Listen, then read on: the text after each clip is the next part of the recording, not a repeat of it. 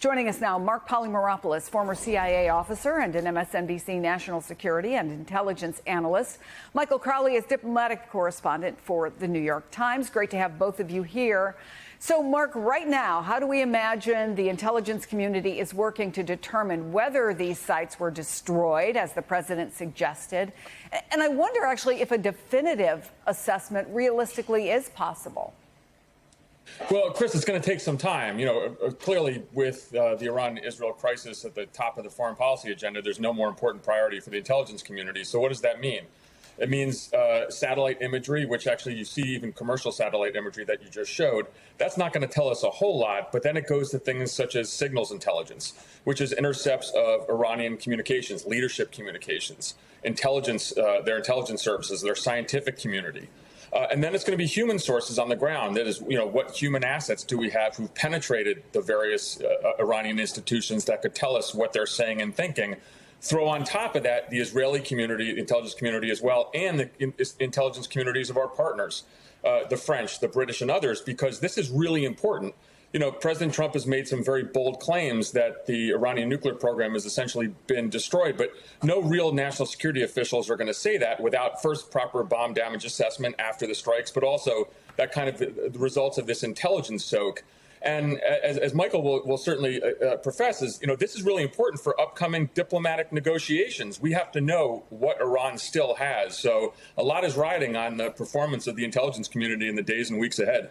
Well, there was a nuclear policy analyst who talked to The New Yorker, Mark, who said if the highly enriched uranium and centrifuge components are small, that means they're portable, they can be moved around the country, they can be hidden, and it's not an insignificant amount. The IAEA estimates 900 pounds. So how do we know whether the highly enriched uranium and centrifuge components were moved, as was suggested by some Iranian officials, before those bombs ever hit?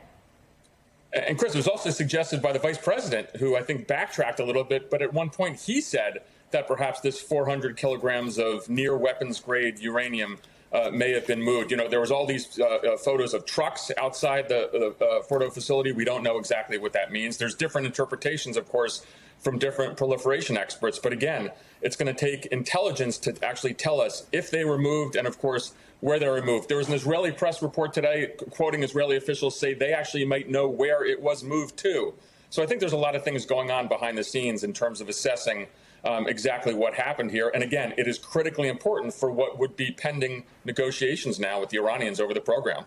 It certainly also is, Michael, a topic of conversation, if not the only topic of conversation at the NATO summit, where we just saw Air Force One land. Do we think these world leaders all buy Trump's assessment?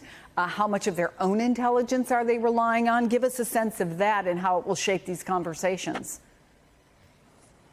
Yeah, Chris, I don't think that they buy the president's assessment, and certainly no one is just going to go by a public assurance from the American president. They're going to be relying heavily on their own intelligence services, and they're also going to want to see facts and evidence from Iran. Another piece of this, Chris, is that there are international nuclear inspectors whose job is to account for the state of Iran's program.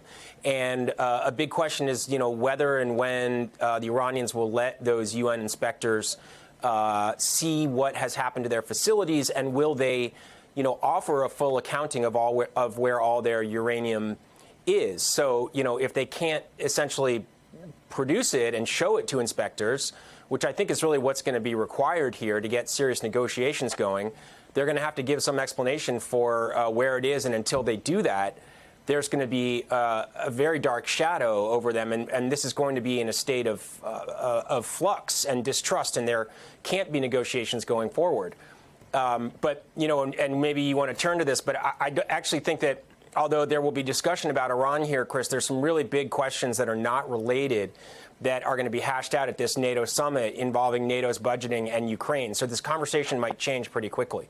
Yeah, and when you talk about Ukraine, when you talk about Gaza, I mean, it's understandable that when America does something they've never done before, which is that they drop these bunker buster bombs and in a surprise attack on a Saturday night, that becomes a key topic of conversation.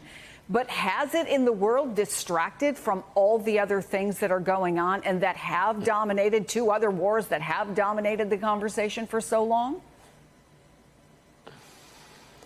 Oh, it's certainly distracted. And I don't have to tell you, Chris, a Trump presidency is just constant sprint from one crisis or kettle boiling to another. And it's hard for people to multitask and keep their focus on all the things that are happening. But I do think that for an organization like NATO, these two questions, number one, how much is Trump going to force NATO members to increase their defense spending to this new target of 5% of GDP, which is going to be a very tough hill for many of these members to climb. How much is he going to demand this and perhaps imply that he won't defend or come to the defense of NATO members who don't spend that much money? That's a really big question for this organization. And then the second one is Ukraine. And although this Iran crisis is massive, the Ukraine war has been the dominant issue for NATO since February of 2022. And I think these countries are desperate to know whether the United States is walking away from this war and ending its support for Kyiv, or whether President Trump could possibly be persuaded to provide more of the support that Ukraine desperately needs to fight off the Russians at this point. When you look at worldwide security, Mark, I mean, and the conversations that are going on now, it's clear from what we've heard from the president, his extreme frustration that the ceasefire was broken. It's clear that he wants to take an unambiguous victory lap for ending the war, ending the conflict, killing any of Iran's nuclear ambitions. But there have to be concerns by other countries. Could they get embroiled in a way they don't want to in all of this? And if Trump stokes divisions while he's there at NATO, could that just be playing into the hands of Xi Jinping? Well, Chris, I think that the big thing for the NATO summit certainly is this European defense spending, NATO defense spending at 5%. And that's what Trump certainly wants. You know, he actually released a rather incredible text message he received from the NATO Secretary General Rutte, which was kind of this sycophantic groveling saying that, you know, we're with you, we're going to get you to this percentage. But I think the Europeans are doing this just to try desperately to get Trump to do something positive on Ukraine. And again, that really remains to be seen. There has been so many kind of threats of sanctions because of Vladimir Putin's intransigence. Nothing's happened. Zelensky will apparently be there at the meeting, so perhaps there'll be a Trump-Zelensky one-on-one. But I think you're right when you say, too, that, kind of China watches all of this dysfunction as well. And Donald Trump ran on this notion of fixing all of the world's problems. And it seems to me that certainly that's not transpired, because, frankly, these are really intractable conflicts that take a lot of effort, just even one of them to try to get to any kind of solution. And he's got multiple ones going on, whether it's Gaza, whether it's Israel-Iran, or, of course, the war between Russia and Ukraine. Well, I'm told we just saw Volodymyr Zelensky, the president of Ukraine, walking into the palace in Ukraine, in The Hague.